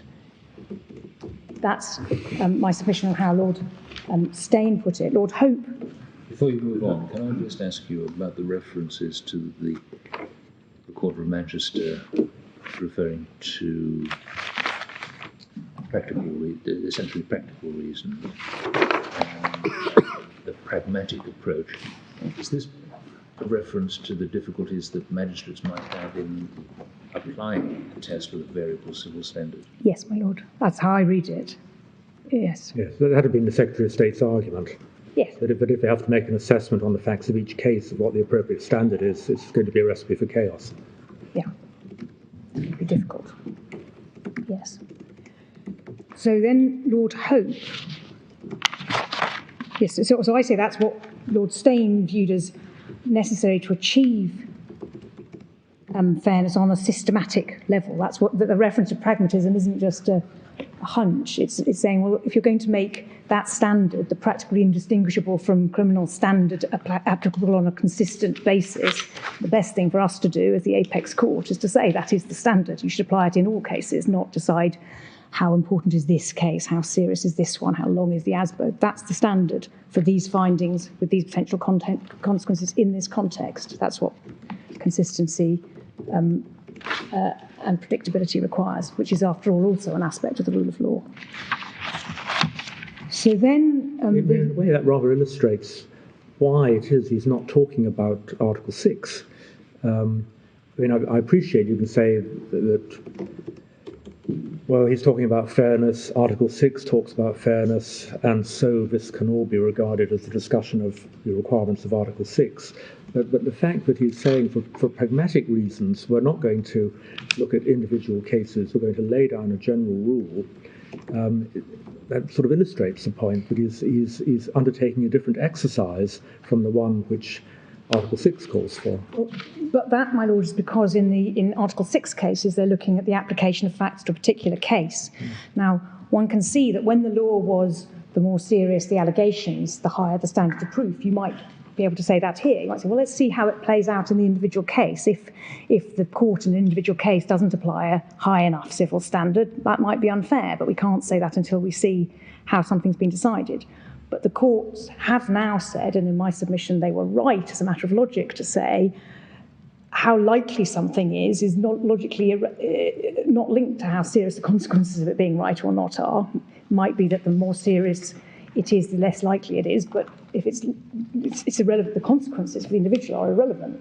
So likelihood is not informed by seriousness. And if you're going to say, to give a fair trial to something with this serious consequences, you should adopt a high standard of proof, that indistinguishable from the criminal one. The only way to achieve that on a systematic and consistent level is to say so.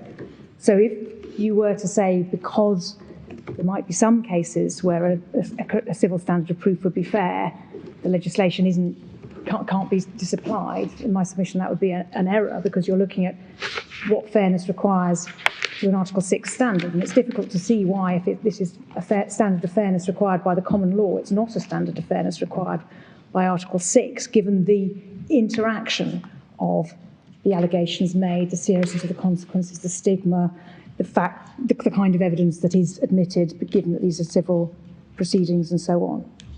But it's a terribly Anglo-centric, the whole approach is sort of reeks of Anglocentrism. If you told a French judge that Article 6 requires proof beyond reasonable doubt, he'd think you were crazy. Can I take you to a Scottish judge, my lord, in the hopes to persuade you that it's not Anglo-centric? It may be UK-centric, but it's not UK-centric. UK-centric, if you prefer. Yes, yeah. But my lord, within a system, the apex court of the system has to decide whether the statutory scheme in any particular context is fair as a whole, and if it's not, in my submission, if you say it's not fair, but we think Strasbourg would think it was fair enough, that's an odd approach. You're looking at your system, our system, and deciding, do the balances within this system, are they fair? And it is like the Rape Shield case. There's no Strasbourg authority on that, but the court's trying to balance the rights of complainants in a criminal trial and their dignity against the rights of those accused, and come to what is a overall fair system for Article 6 purposes there. And that's what you're trying to do here in my submission, without the support of a Strasbourg judgment on that matter. So Lord Hope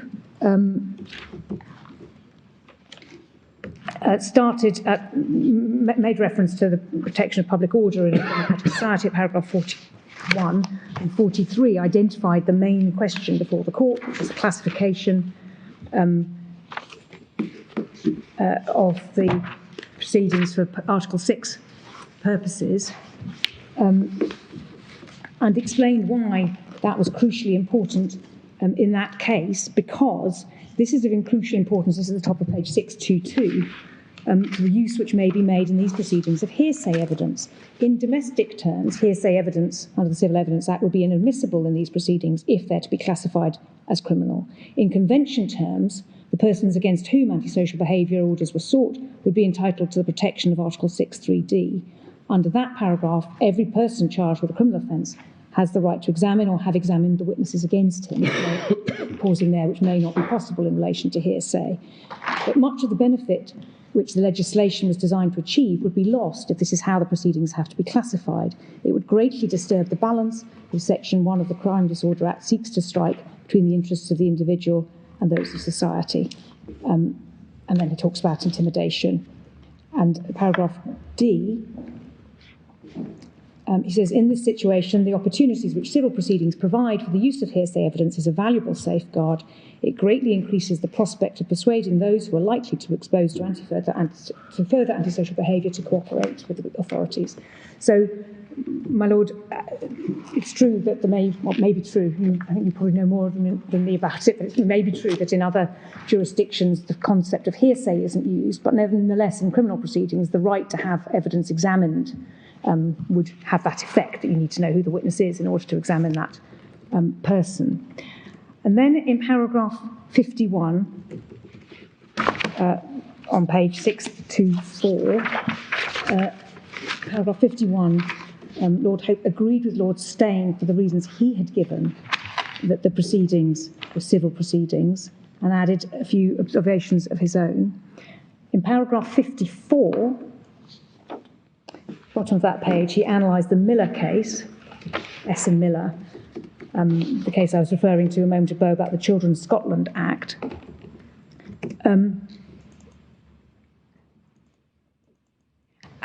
I note in 625 at letter C, he noted that Section 9 of the Civil Evidence Scotland Act accepted from the definition of civil proceedings any hearing under what is now Part 2 of the Children's Scotland Act, where the ground of referral was that the child had committed offence. Nevertheless, the proceedings which Parliament had laid down for determination of applications by the Sheriff is a civil procedure. The reason for this is that even though the proceedings may involve establishing that the child has committed offence, there is no possibility of the child being punished by imposition of a penalty.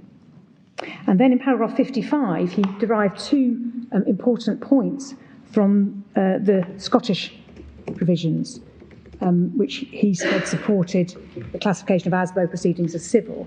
The first one, which you see at letter H at the bottom of that page, was that the procedures were civil in Scotland, and they were so similar that suggested that the intention was that they should be civil in England as well.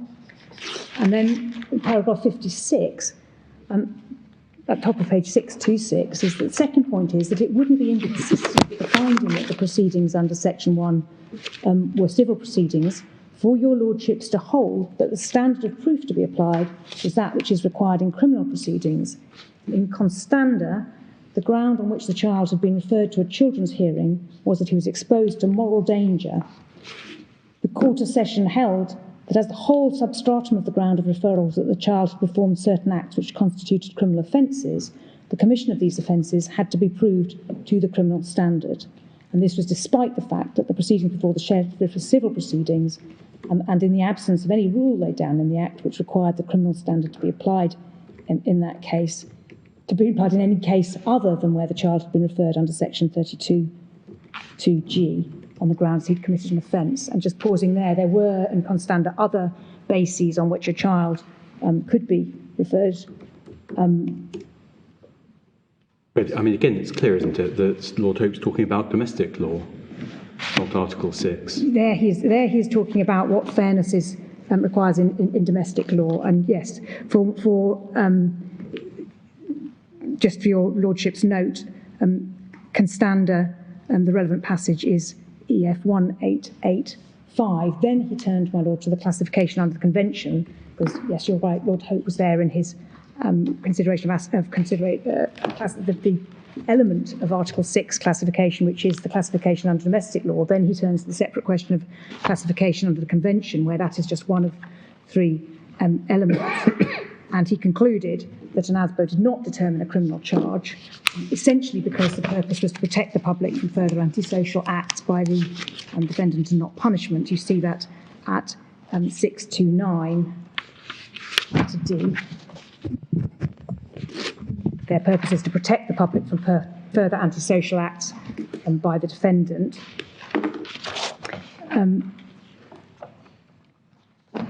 And then just below letter E, Strasbourg jurisprudence tells us the questions of classification is a matter for our own domestic system. Under our system, for the reasons already given, the proceedings are civil proceedings and not criminal. That's the first criterion, classification in domestic law. He then went on to look at the nature of the offence charged.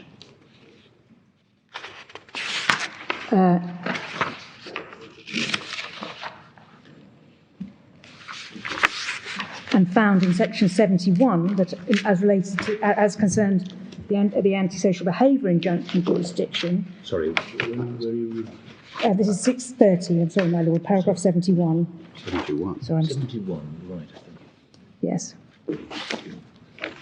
That the conduct which had to be demonstrated for the purpose of an antisocial behaviour order was not necessarily conduct which would be capable of being treated as criminal. And he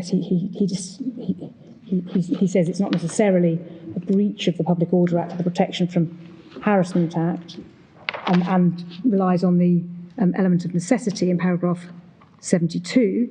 Now, Ms. Mountfield, are you going to be sometime yet with this authority? My Lord, I am. I wonder. Yes, I understand why. Yes. It's obviously important. Well, in that event, would this be a convenient point for us to adjourn?